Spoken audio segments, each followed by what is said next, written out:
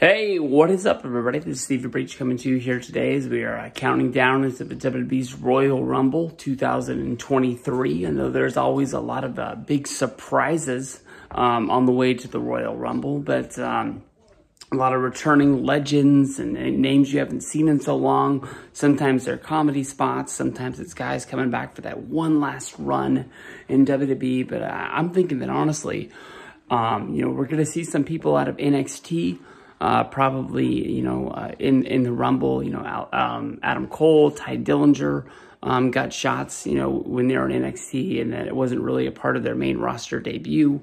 But I'm thinking that honestly, when we see this guy, it's going to be the emergence of him on the scene in WWE. WWE went into a dogfight with UFC to sign to this guy to try and get him ready for the future. He is kind of doing not really on-the-job training. He's doing Zoom sessions trying to get ready, and he's going down to the Performance Center whenever he has a spare minute.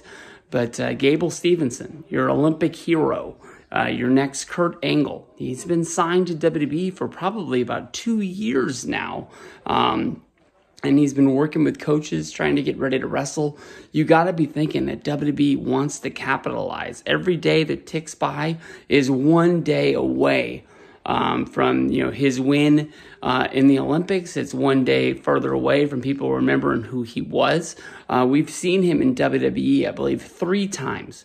One time he sat front row for an episode of Monday Night Raw, and he got some love from the Hurt Business, who came over and showed him some love. A lot of people were thinking that was going to be his emergence, is jumping the rails and maybe joining heel to join that stable.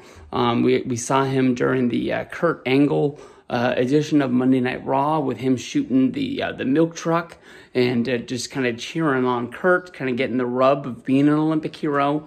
We got to see this guy sooner than later. I'm not looking for this guy to come in and win this thing, but we got to see this guy come in, spend some time in that Rumble, get used to seeing him in a WWE ring, because I'm thinking that when they signed him, they didn't want him to be like the Mark Henry of 1996, I guess you can say, when he was running around with the Nation and things like that.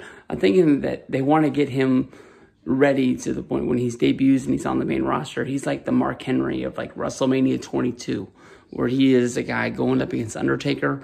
You might not know it if you weren't watching wrestling at the time. People thought that Henry had a chance to beat The Undertaker at WrestleMania that year. That's how big they built that dude up on SmackDown at that time. So we'll see what's going down. Peace out, everybody.